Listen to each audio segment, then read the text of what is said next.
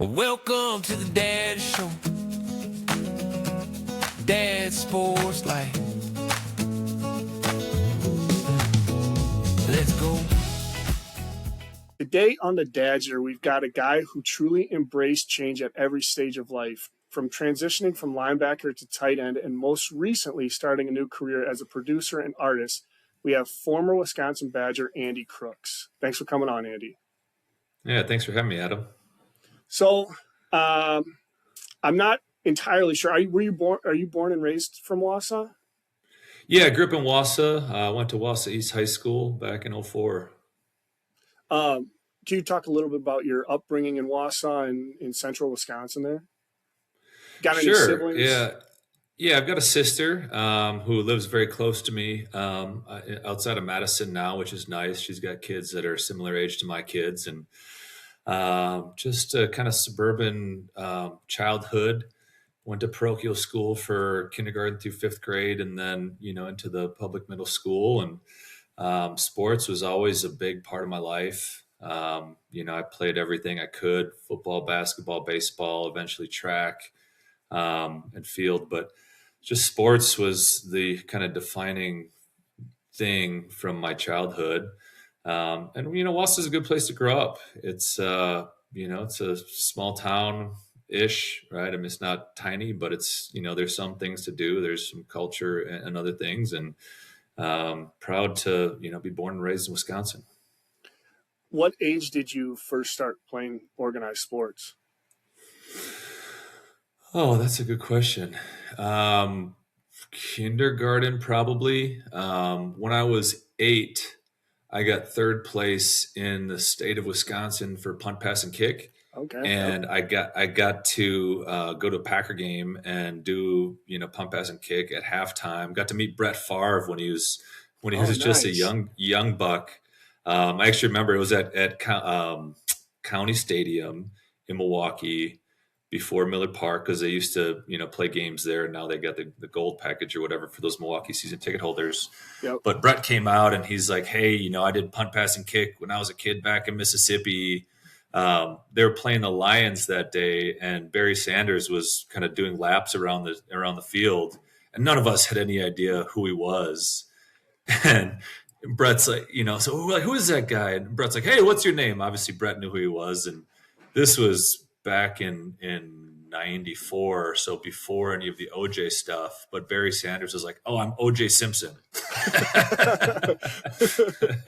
Kind of a funny story. Was that like a core memory for you that like really started the love of football, or where do you think that love for football came in at what age? Yeah, that's a good question too. I mean, I grew up playing flag football until sixth grade. I moved to tackle. And yeah, my birthday was January 1st. So I remember having Rose Bowl themed birthday parties. Okay. Right. It's like, oh, the Badgers in the Rose Bowl. So that was the theme for the party. So it was, from a super young age, probably around that 8, 9.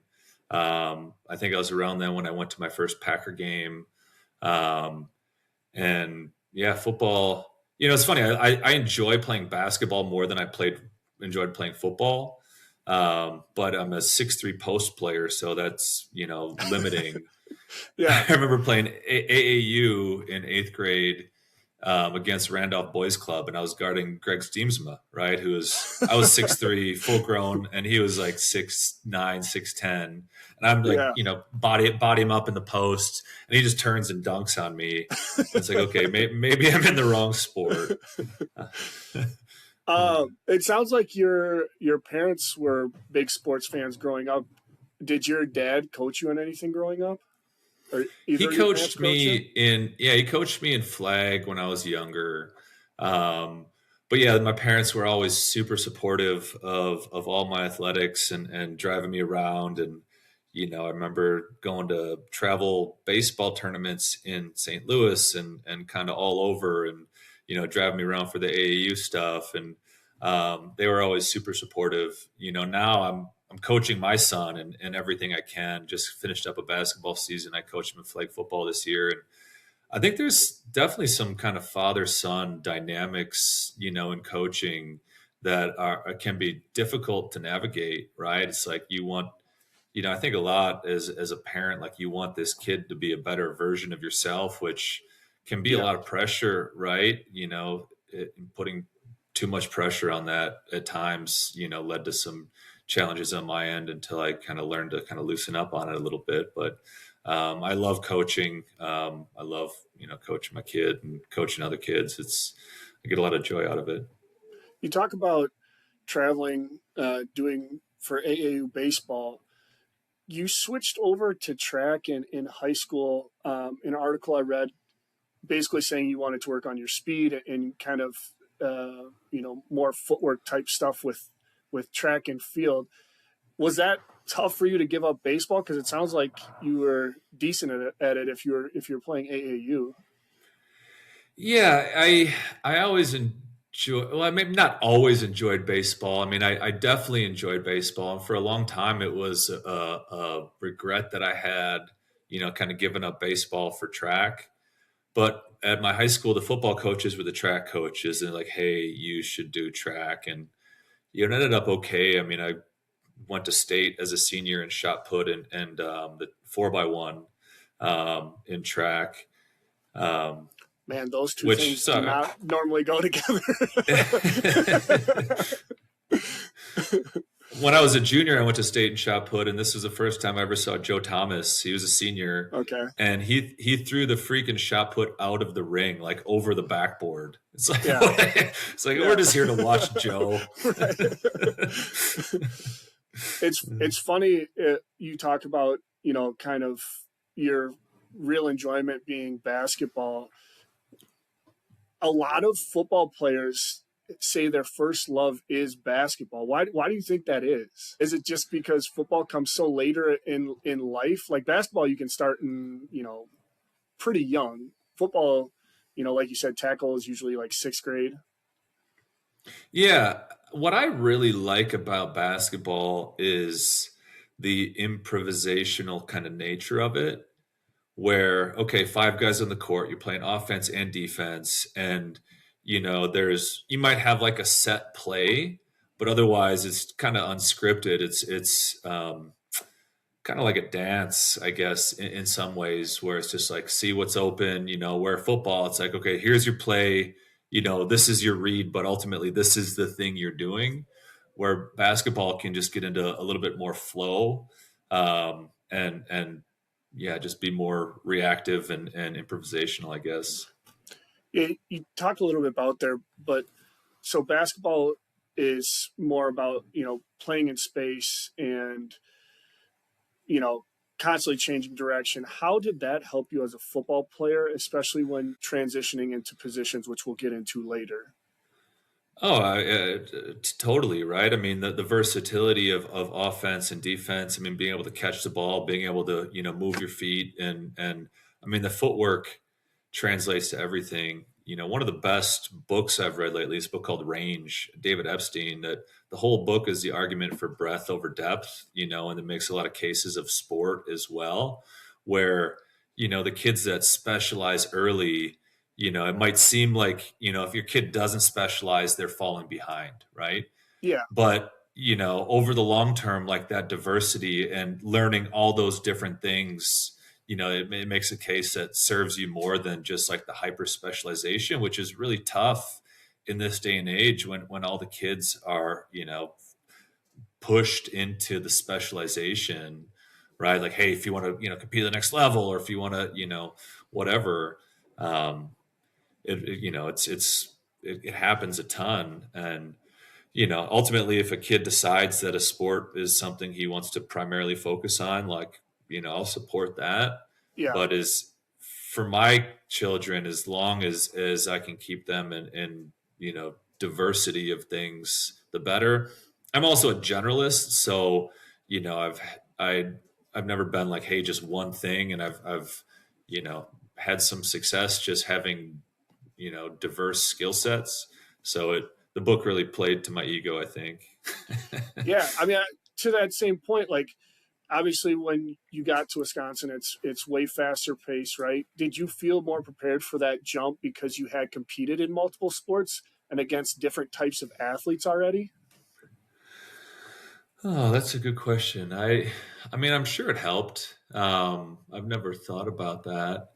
Um, I mean, one thing that helped me a lot was just studying the X's and O's. Um, I was fortunate enough to, compete as a true freshman at 18 years old, at middle backer. I mean, my first real action was at Ohio State. We were playing O State back in '04, and the number one mic goes down. So it's like, all right, next man up mentality. And we ended up winning that game. Um, but it was just, yeah, I think the X's and O's, right? And middle backer is calling in, the defensive fronts as well, like taking all those signals. And I think so my head helped a lot.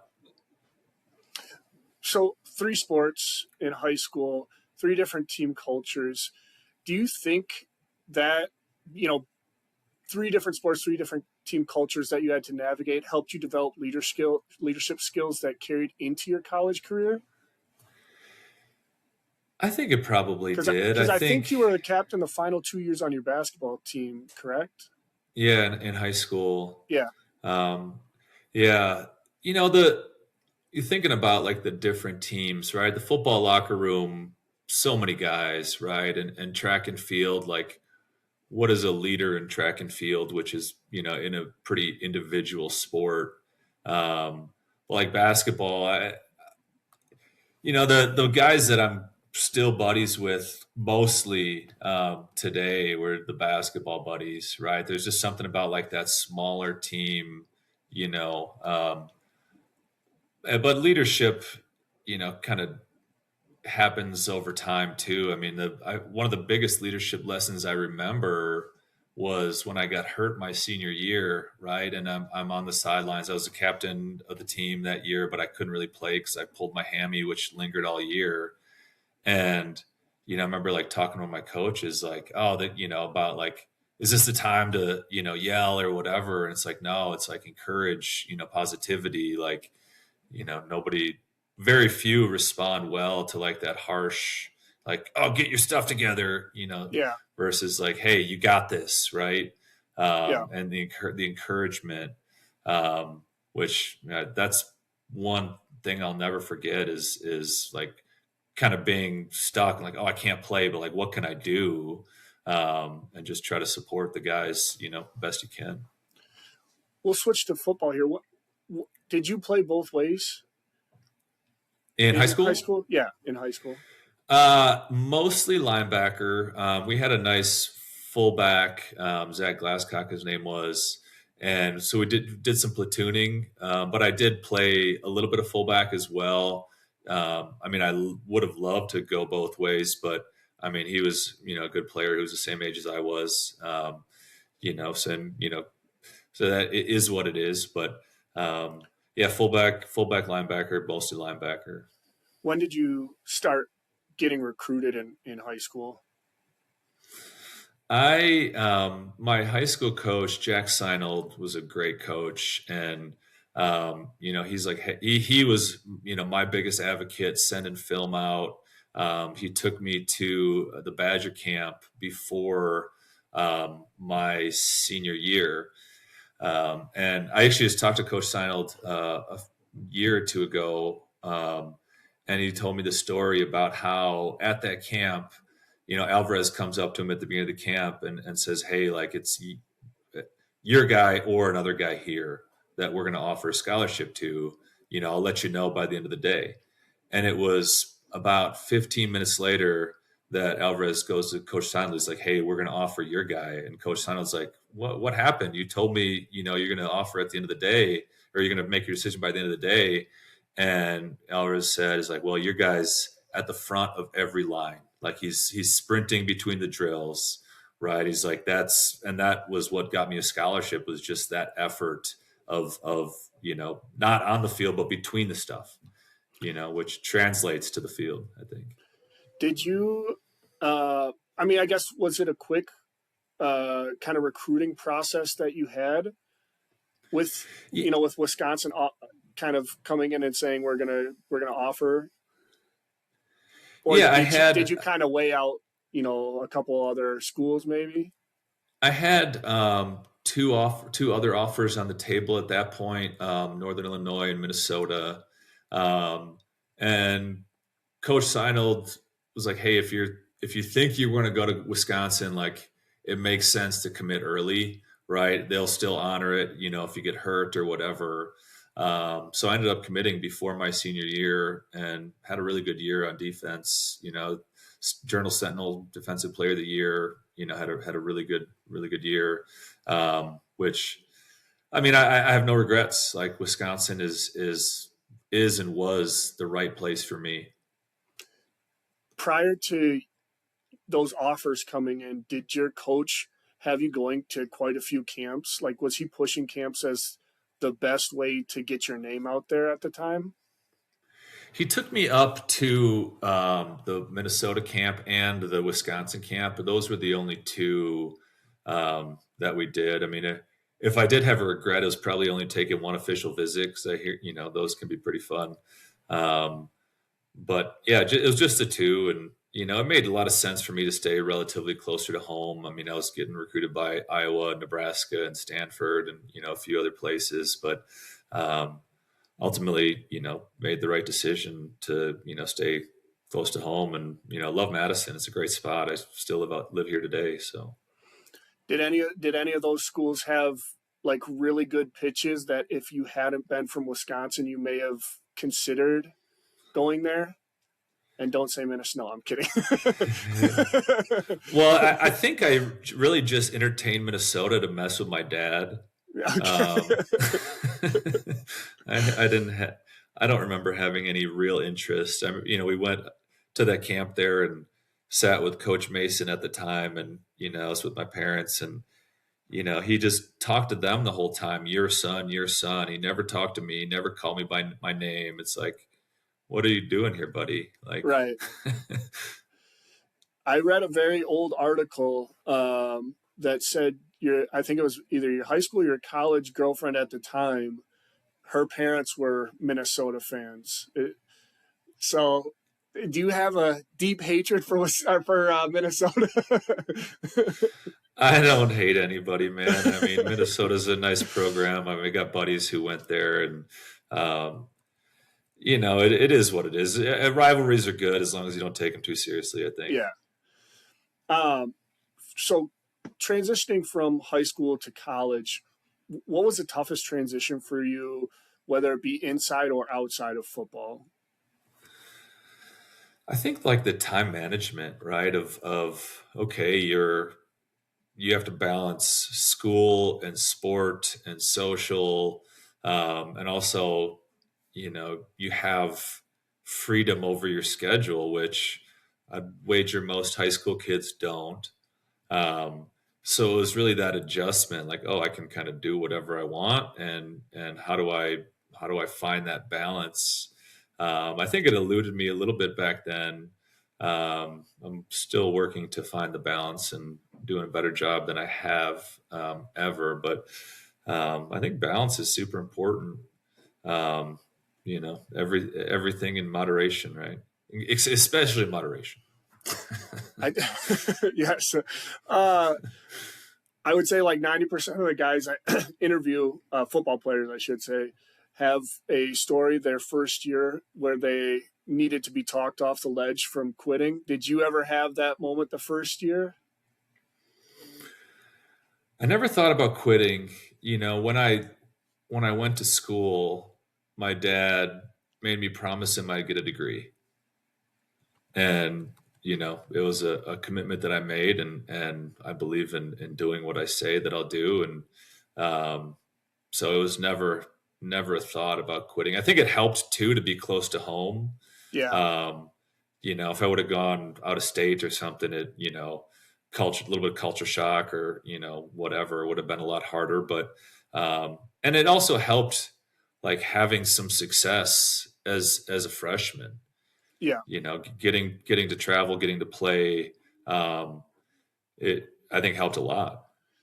So getting to play as a true freshman, you talked about that Ohio State game. Was there a specific memory?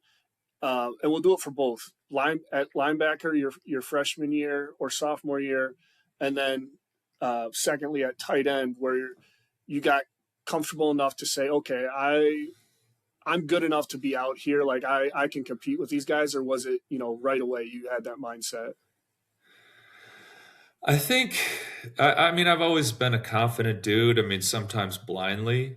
Um, and the end of the season in the bowl game. So I filled in for Reggie, when he sprained his ankle, and then I wanted to start, the next 5 games until he was back, and then he came back, and then I ended up starting the bowl game. But in that bowl game, we were playing against Georgia, and we were down, and it was near the end of the game. I had a pick six. I was blitzing the back where it was Sam and Will are blitzing off the edge, and I was blitzing through the back. So wherever he goes, is where I was supposed to blitz. And it was a perfect play call. They called a little screen pass, and I just looked up, and the ball was right there. And luckily, I only had to run like 20 or something yards, or I'm sure somebody would have caught me. But that was really kind of the put feather in my cap, like, oh, I got this, right? And in hindsight, I think I took it for granted a little bit, like, okay, I'm the number one Mike, right? And I remember spring ball, like, they were rotating some other guys in there, like, oh, probably because I think I took it for, I know I took it for granted. Not that I wasn't still putting in the work, but I think I probably could have done more to, in that position. And then, sophomore year comes around, I get hurt and end up, busting my knee up, and, kind of lost the Mike job because of that. But it was definitely that bowl game, that pick six, where it's like, okay, I got this. And not that it didn't have, I mean, I had Iowa. That was a good game too. I mean, we ended up losing the game, but like personally, I had like 13 or 14 tackles, and Yeah. had a, pretty good game.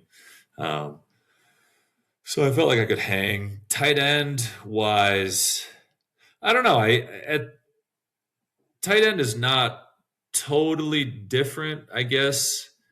It's like, okay, here's this defense versus offense. Defense is like, okay, here's the play, react to it, versus offense, like, here's your assignment, kind of execute it. I mean, I will say it's a lot harder to hold a guy on a block than like avoid a block or get off a block. But it's probably after like I made a first kind of catch or two, where it's like, okay, right. I got this. But again, always kind of been blindly confident, which sometimes serves and sometimes doesn't. Did that shake your confidence at all? Having gone through injury and kind of seeing people step into that linebacker role, to then them asking you to switch over to offense, to, maybe a position you weren't super comfortable with? It didn't shake my confidence. I was actually recruited as a tight end at Wisconsin. Like when I came to the camp before my senior year, they lined me up as a tight end and put me through all the tight end drills, and they were going to bring me as an H. But then I had a really good year defensively. Like, okay, maybe let this kid play linebacker. So I never had confidence issues really. I mean, I look back and the career was kind of a roller coaster, right? It's like, okay, success. And then, torn PCL, which, got kind of diagnosed late. I lost a step. And then, that sophomore year really just played special teams. And then, back to, tight end, and, came off the field maybe 3 plays and then get hurt again. So it was like this big wave. And that was the biggest challenge for me is, not being consistent. And, I'll take some, ownership for, some of the decisions that I made that, led to those, ups and downs. But I was never like, oh, I can't do this, Yeah. So at Wisconsin, I feel like defensive identity has been very strong over, the last decade, plus. Did you feel like you were starting over, so to speak, when you moved to the offensive side of the ball? I was just grateful for the opportunity to get on the field, like the I tore my knee like early in the summer, and kind of went in to see the trainer, and he does like the knee test, and he's like, "Oh, you're fine," and I, kind of limped through all the stuff. Um, so I don't know, man. I, I don't know. Did did your defensive background give you a different perspective, I guess, at and success in reading coverages or finding soft spots in zones? I was not doing a lot of routes. Okay. I was More blocking? I was Yeah. the blocking Yeah. tight end. I mean, I ran some routes, but unless it was like a tight end screen or something, it's like, well, I mean, but honestly, when you have a weapon like Travis, Yeah. just throw the ball to Travis. Yeah. It's like Travis right, Travis left, like get him the rock, and Yeah. and um, well, so it is what it is. But Well, I don't think it hurt. your final 2 seasons, it's not like you didn't put up bad numbers. I had 37 catches for over 450 yards and 6 touchdowns. I think at one point in the season, you were leading the Badgers in receiving touchdowns when you were playing. Was there a touchdown or game during those final 2 seasons that validated the move for you? I'm gonna give a lot of credit to Paul Christ, because at this point I had lost a step. I wasn't, as fast as I had been, and he found ways to give me touchdowns. And most of those numbers, like I maybe had 2 catches my senior year, like because I'd hardly played because I was hurt. Yeah. So it's like tight end screens, and I mean some out routes and digs or whatever, but around the goal line, when you block for so long and then you eventually go out, they don't scheme for it. It's like, oh, what's that guy doing out here? Yeah. Talk a little bit about that Illinois game where you caught and fall. I mean, you caught it.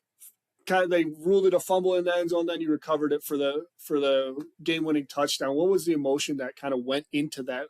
You talked about a roller coaster through your career. That had to have kind of been a roller coaster in the matter of 10 seconds. Yeah, when you're in it, like you don't even really realize. You're just like, oh, I dropped the ball, I got to get the ball, right? Yeah. It's not like, oh, I dropped the ball, I got to be upset about it. And it was a cold day, and Bosted was the tight ends coach. He didn't like us wearing long sleeves, but I had like some cutoff socks I was wearing, which really hard to grip a ball with these socks on your arms. But it looked cool, right? And at least I thought, which I'll blame the socks. I'll blame the arm socks. Did when you switched from linebacker to tight end, did you have to gain or lose any weight? I know in the article I read, it said you had to do quite a bit of hands work. Was there anything else that you kind of had to do to get yourself prepared from being a linebacker to a tight end? I didn't have to gain. I mean, I probably could have used to lose a few. But back then, man, I think it's different now, but it was kind of the work hard, play hard kind of mentality. And we did both of those. I did both of those things. I'm not going to speak for anybody else. So I always struggled to keep my weight down for most of my career. Even as a freshman, I came in fall camp at like 245, and I remember Ben Herbert come up. He's like, "Hey man," he's like, "you get up to 250, they're gonna make you play with your hand on the ground." I'm like, well, I don't want that to happen. Looking back now, as a dad, someone who's reinvented himself here recently, again, as a recording artist, do you see that position change in college as the first big lesson in adaptability for yourself? For sure. It's like we can't control what happens. All we can control is how we respond. Switching positions, and then even bigger, like that transition after sport. If you commit 10 years of your life to 10 plus years of your life, to something, you equate that a lot of times to your identity, right? And it's like, okay, who am I when I'm not a football player? And, even recently I kind of quit, a real estate position. And it's like, who am I now? I mean, I'm still doing some brokerage work, but I was doing some, other development work. Um, and it's like that, those transitions are the hardest times in life, identity wise. And I think the hardest times in life are also the growth times, so, two sides of the same coin. It's like, it's hard because you're growing and, you're redefining yourself, and, just keep your head down and keep moving. So I do this with all my guests. I ask them. It's a segment called Start, Sit, Redshirt, and so I'm gonna ask you three players that you played with, and you got to start one, sit one, and redshirt one. And so Okay, there. we're gonna tell me more. Yeah. So I'll give you three players. So have you ever heard of like F, Marry, Kill? It's basically that with football terms. So you got to start a player in their prime. All these guys in their prime. Start one, sit one, and redshirt one. So one has to come off the bench. One has to be redshirted for the year. So we're gonna do kind of wide receivers. I mean, one of them is really a tight end, like you said. But so it's gonna be Brandon Williams, Luke Swan, and Travis Beckham. Even though he was technically a tight end, but he led the team in receiving yards. So wow. That's tough, man. They're all in their prime. Yep. I couldn't not start Travis. I just couldn't, man. What the Maxwell Award or whatever, the tight end award, I don't think he won it. He finished second. Like, it'd have to be, I'd have to start Travis, man. I mean, he was in my linebackers, and it's not just like a homer, buddy either, because I linebacker to tight end, we kind of both made that change. But just at his prime, I mean, how good does it get? Right. And I'm gonna say sit B Will and redshirt Swan. One Swan was a redshirt. Yep. So it just feels more natural, and both incredible talents, right? There's no doubt about it. But I think one B Will special. I mean, they're both special. I think Swan would probably, I think he'd handle it really well. Like he was always, kind of take whatever comes, and B Will is a stud too. So it's like, how do you redshirt B Will? So your final year, you talked a little bit about it. You had some difficulties with injury. Was that tough for you mentally? And I guess, as that season went on, I guess had you had aspirations to try to make it, past college prior to that injury? For sure I did. And it was very mentally taxing. It was a goal of mine to compete at the next level. And, at the end of the year, I got a couple calls from teams like, hey, who's your agent? And I wasn't even healthy enough. Like bowl game, I was limping through, and like still hammy was still bothering me. So I just decided at that point to kind of hang it up. So it was really tough, right? It's a goal that I'd been striving for a long time that my body, just couldn't do. It was super tough, man. And then it's like, what do I do now? Right? I got to get a job, So like, I haven't even thought about that. Like, what can I do? So you ended up getting into real estate. Prior to kind of the change here, you had been in with the company you were with for over 10 years, I believe I saw, correct? Mm-hmm. So what was it that drew you to real estate, or was it kind of something that you fell into? Yeah, so that's a good question. The right after school, like I said, I just took the first job that I could get. I was an environmental compliance specialist for a company that traveled all over the states. So I got to see a lot, and that was cool.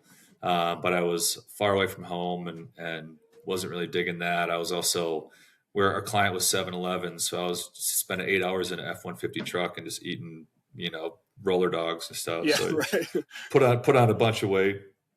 Um, and then I moved back and I got into the sales world. I worked for Billy Merrick for 6 years selling Adidas and Reebok sports license apparel, Okay. which I really enjoyed. And then in 15, Adidas lost the Wisconsin contract, went to Under Armour, and I was, repping Adidas.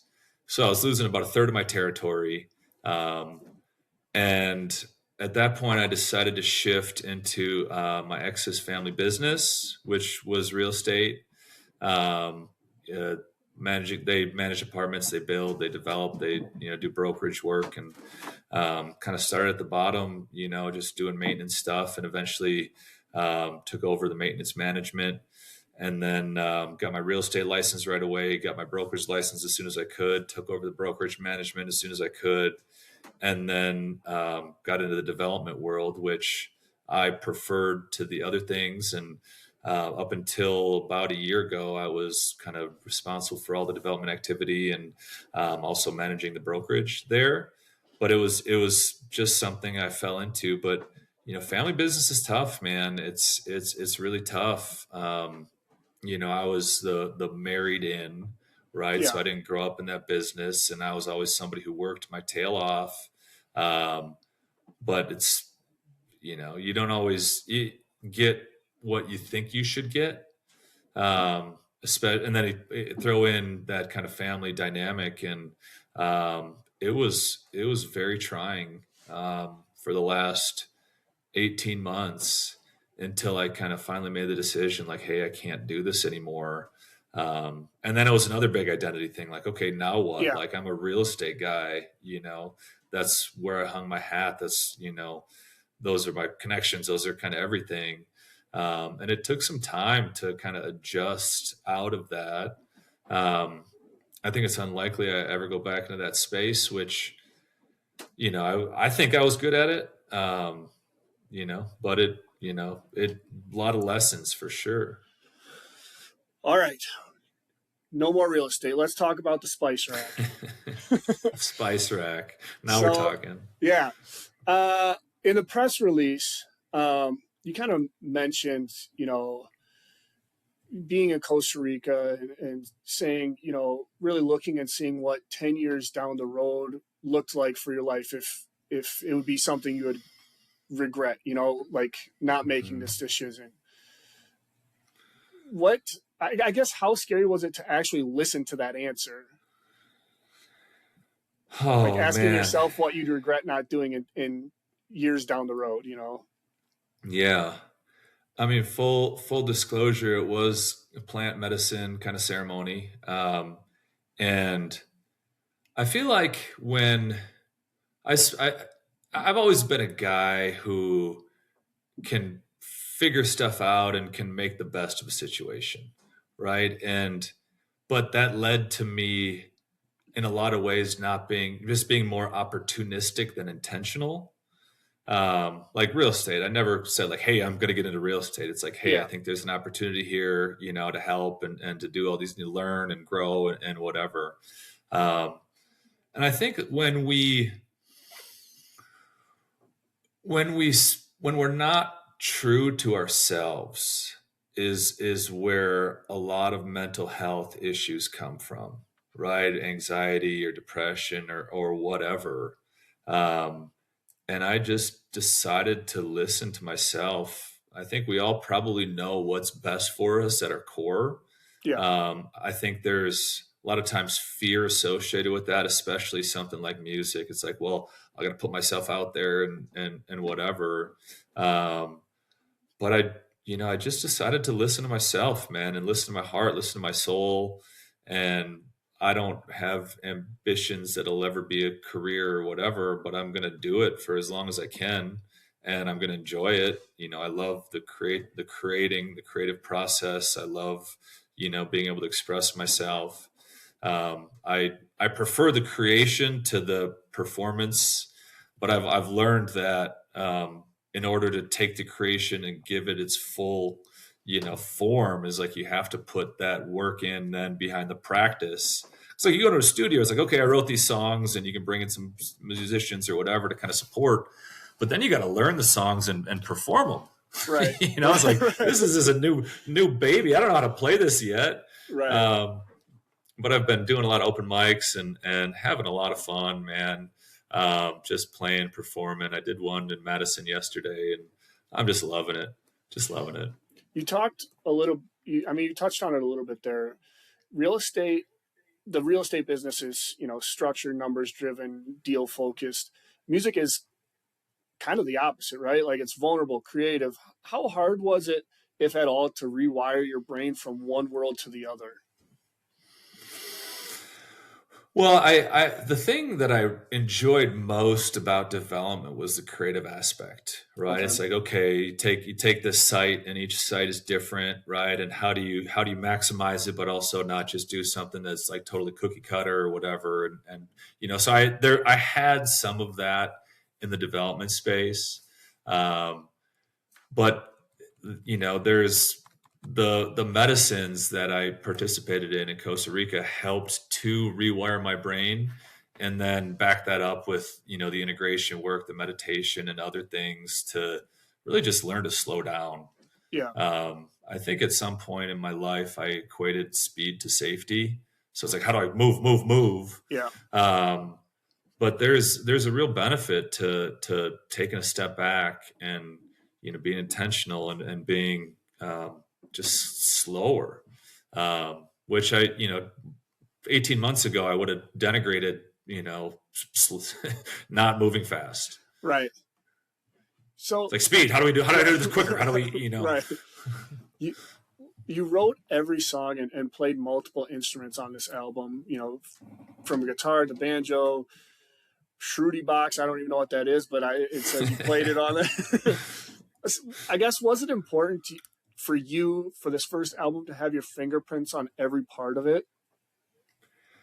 Yeah, I mean, I think the more as an artist you can kind of put your stamp on it, the better. At the same time, I was super lucky and grateful to have some incredibly talented people to help take, these seeds and turn them into plants. But, back to my earlier comment, I've always been someone who values diversity. So even when I was learning guitar, I'll learn guitar, and then I'm like, okay, I'm gonna learn the same song on guitar, banjo, and how many different instruments can I learn this guitar on, or this song on? Which was, it slowed down. Like, okay, I mean, maybe I'm not a great guitarist because I spent a lot of time on banjo, but now I can pick up most string instruments and fiddle something along just from that. Okay, what is chord structure? You kind of figure it out, or so just, the diversity, man. I value diversity, and it shows in the album, right? Like, you described it as a genre fluid kind of album. You said maybe there's a song or two that resonates with you, maybe not. Both are fine. That's kind of a almost stoic mindset. How hard is it really for you? How hard is it really not to care kind of how the album's received? I if people get something out of it, great, but it was very therapeutic for me. Like, I was writing these songs as I was kind of going through this major life change, with the exception of the Grifter song, which I wrote back in 2023. I found in my journal, but it was I want to do it for me, right? And if I can share that with people, and if they get something from it, great. One of the most rewarding parts is just to hear from different friends, like, oh, I like this song, oh, I like that song, and to hear like multiple different songs that people think are their favorite. I'm like, oh, that's pretty cool.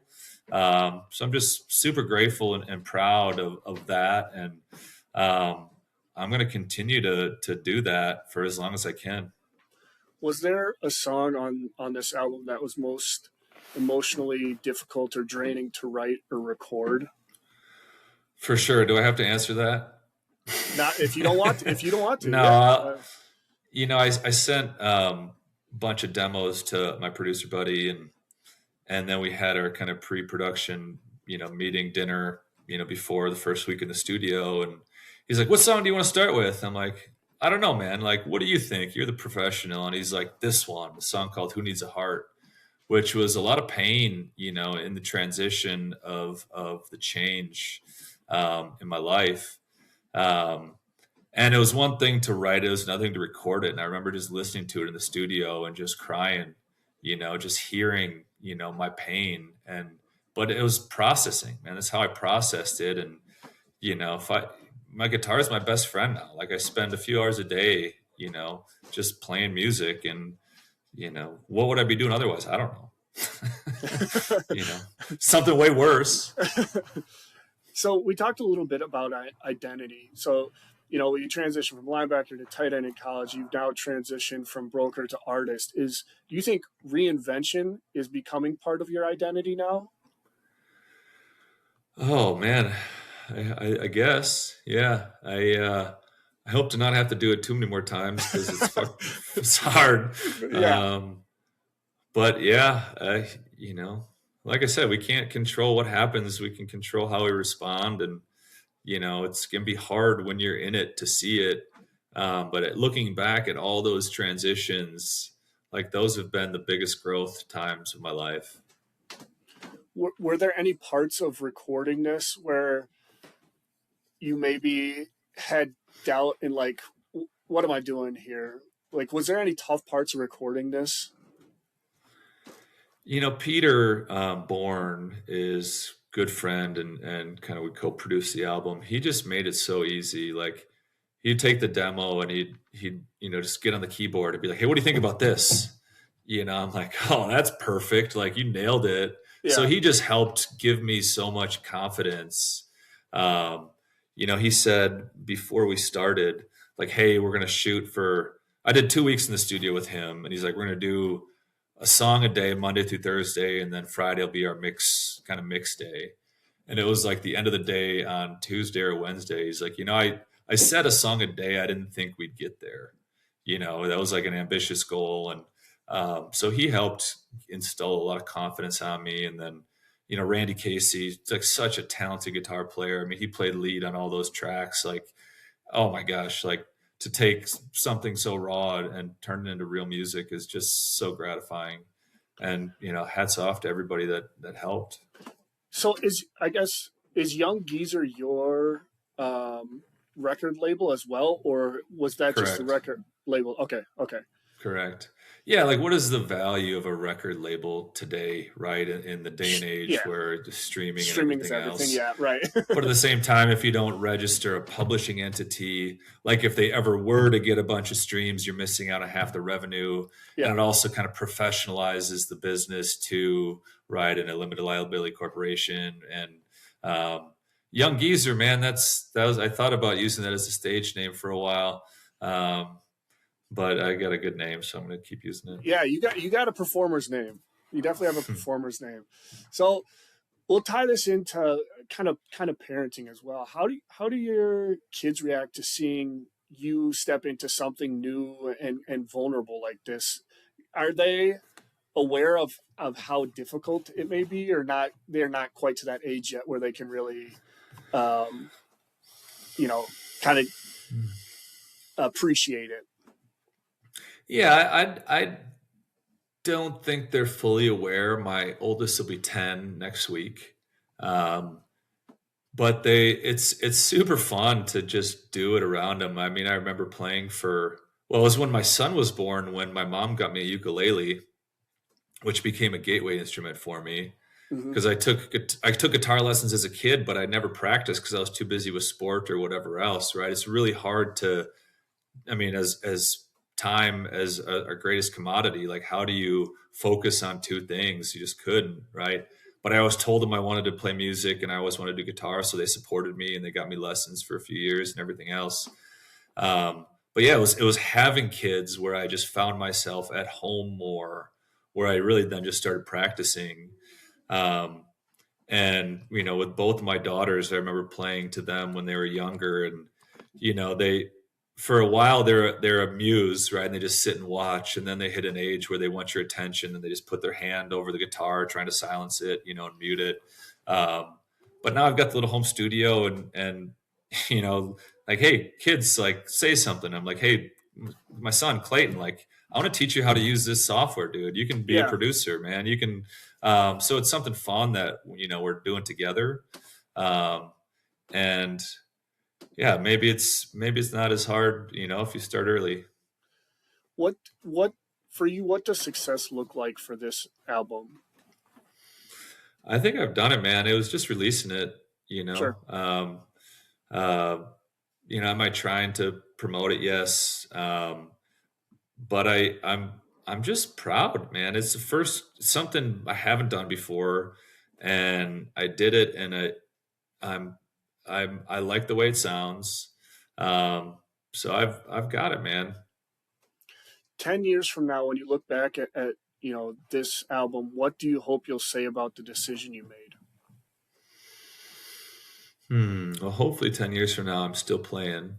I'd have a hard time to think that I'm not. Yeah. Um, I think I'd like to say, good for you, man, for going for it. And, Peter, I mentioned him, the producer. He's like, it's a time and place, right? It's a time and place. It was where you were at the time. And you're writing songs and creating songs that resonated with you.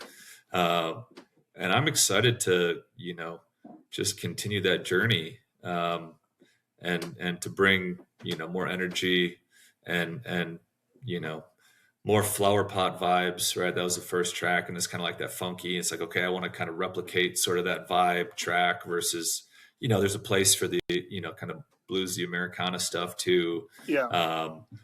But just to be a little bit more, hoping to be a little bit more strategic with how I package, songs moving forward. Do you have and this is it's streaming on Spotify and Apple Music, right? Yeah, Spotify, Apple Music, Pandora should be all the places. Okay. If you're watching on YouTube, those links will be in the description, so make sure to check it out. But for people listening, what is one song on that album that if you had one shot to give someone, what would it be? I'd say, what's your vibe first? Just a normal day at work. Normal day at work. My favorite's Flower Pot. I think it's the most unique, but the song that what I'm aspiring to is a song called Ambitions, right? It's about like everything that I want to be. So maybe Ambitions. I don't know. I like the Ambitions. My favorite though is Annabelle Lee.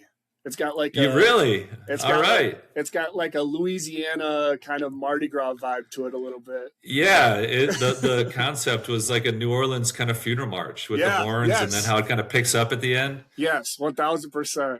So yeah, cool, man. But make sure to check it out, guys. Like I said, links will be in the description. So we'll transition into fatherhood a little bit here. You said early on you were trying to coach your son and everything. Are all three kids in sports, or are some of them too young? Yeah, my daughters are gymnastics, which I don't think they take volunteer coaches for that. Yeah. I mean, I did try to coach my daughter in t-ball when she was younger, the middle, because just she saw me coaching my son. She's like, "Will you coach me?" I'm like, "Sure, let's do t-ball." And then she just sat on the bench. She wouldn't even run the bases. She didn't want anything to do with it. But we tried that, and so I just found myself corralling, everybody else's kindergartners. Yeah. But I think, yeah, whether or not it's coaching, I mean, parenting is a process, right? And just finding those abilities to coach in life, whether or not it's sport related, there's endless opportunities. Yeah, it sounds like you're kind of nurturing both, sports and kind of their creative side with music. Have you taken any or all of them back to Camp Randall at all? Oh yeah, we go to a game a year. I took all three kids last 2 years to a basketball game. Okay. So you got to get them when they're young, you got to indoctrinate them early. Yeah. Did that first time being back at Camp Randall with your family, was it a surreal moment for you at all? It was fun. Actually, it was a really cool experience. Sean Lewis right now is a coach at San Diego State, but he was a head coach at Kent State, and Sean was my college roommate. Okay. So I got sideline passes. It was the only Badger game I went to where I couldn't wear red. But I got to take my then 4-year-old boy, I think, down in the field before the game. Okay. Just because Sean got his sideline passes, and he's like, "Hey, let's do that again." I'm like, "Dude, I don't think that's going to happen." I'd love to, but yeah, I mean, just to expose them to that is great, man. I really enjoy it. From competing at like the highest level in college sports to now raising a kid, how has fatherhood changed the way you define success now? I changed how I define success. As a father, I should say. Yeah. Well, it's like, what do we want for our kids is them to grow up to be happy and healthy and kind. I've reframed success for myself in the past year. It's I was working with a coach, business coach, and he asked me, he's like, "Who is Andy when he's not achieving?" And I'm like, "I don't know. I have no idea." Yeah. So just, success for me as a parent, Adam, is to, help my kids understand that they're good enough, right? That, yes, you want to be the best version of yourself.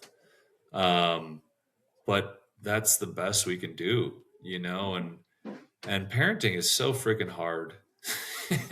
There's nothing harder, man. It's the best and worst thing you do at the same time, just because like some of those times it's like nothing's more trying.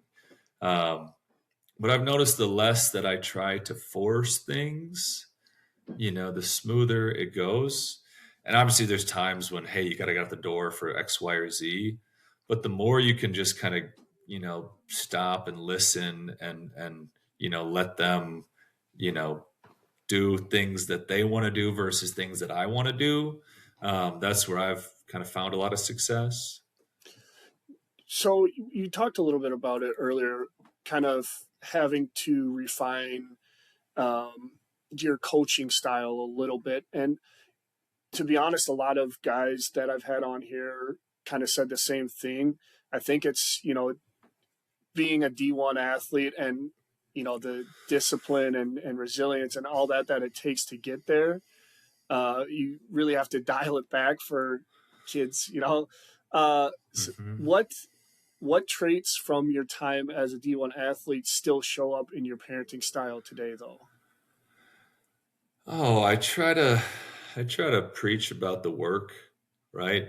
It's like, I don't care if you get A's or B's as long as you're doing your best, right? And to put that work in. Like if you're not doing the work and then things are falling through, that's a different conversation.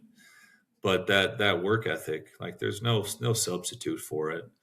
So that's the big one. I mean, time management, like trying to kind of sprinkle some of those seeds. It's like, hey, do you want to, like, if you play your video game for a half hour, are you like, might be fun, but is that getting you any better at anything? Right. So just trying to be, a little bit more gentle with it. Yeah. I mean, the hard work is, there's times too, like with my boy where it's like, hey, when you can go pick your buddy up on the court, right? You see he's having a hard time, like go pick him up, say, hey man, I got you. We got this. Right. Just to kind of relay some of those messages. So yeah, plenty of opportunities, and with kids, you got to say it 50 times for them to hear it once. So I don't know what I was talking about the other day, but the kids were talking about something and I'm like, okay.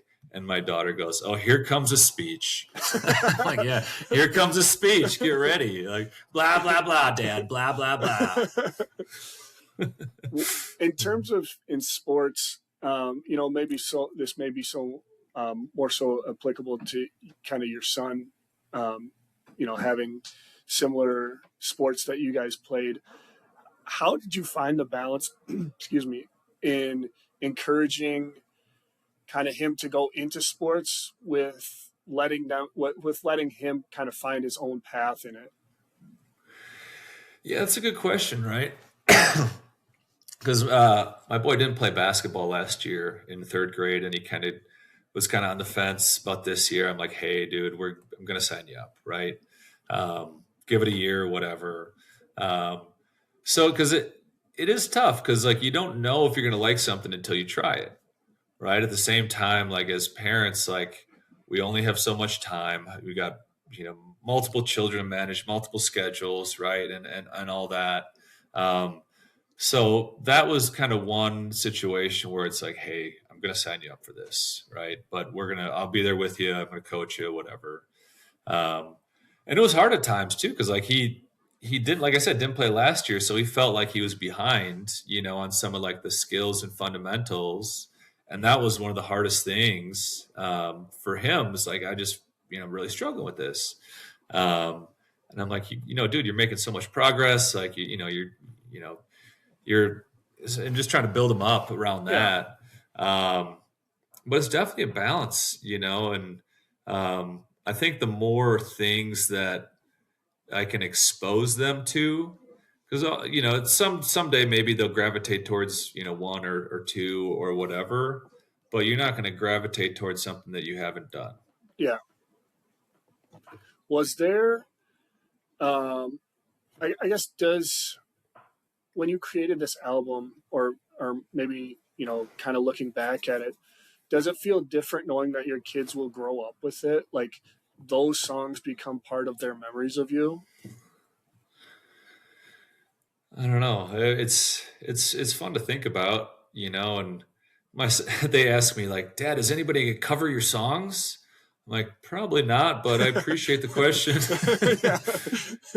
And they're like, hey, when it comes out on Spotify, we're going to listen to it, and there'll be times where they're like kind of dancing around, and which is really fun. I mean, music is such a big part of my young life. Even though I wasn't playing a ton, I was stealing tapes and CDs from my parents, right, which was a big kind of musical exploration for me. Buddy Holly and Beach Boys and the Beatles and stuff like that first, and then into my dad's CDs with like Neil Young and the Grateful Dead and Marshall Tucker, Stevie Ray Vaughan, and just having access to that. So I've got a bunch of vinyl that I'm hoping my kids each have a record player in their room, and it's like, yeah, borrow a record, bring it back. The almost 4-year-old, I'm kind of very selective about what I'll bring up to her room because she doesn't understand the needle scratch thing yet. Yeah. At the same time, it's just stuff, you know.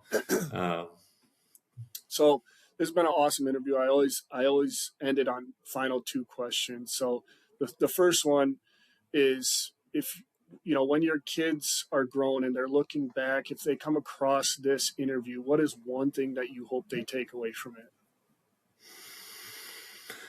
I hope they take away that life is hard, but there's only one way through. It's perseverance. I like that. And then obviously, kind of mix of my name of the podcast here. How do you think the Badgers are going to do next season? I'm the wrong dude to ask. I'm the worst fan. Like I'll support. I'll go. I love game day. I love the Badgers, but it's been hard, man. These last couple of years. Especially as somebody that played with Jimmy and the way that all transpired. Yeah. But it's the alma mater, and I'm hoping for the best. But I don't follow it much other than in the season. So I think we'll do great. I will have your back here since the transfer portal, prior to me starting this and almost needing to know all the transfers that coming in and all that stuff. It was tough because I would start the season. I'd be like, I don't know 90% of this team right now. Mm-hmm. But So that's going to be a wrap on this episode of the Dodger. Huge thanks to Andy Crooks for sharing his journey from switching positions in the Big Ten to stepping into fatherhood and finding a new voice through music. Make sure to like, subscribe, comment who you want to see next. As always, on Wisconsin. Thanks, Andy. Thank you, Adam.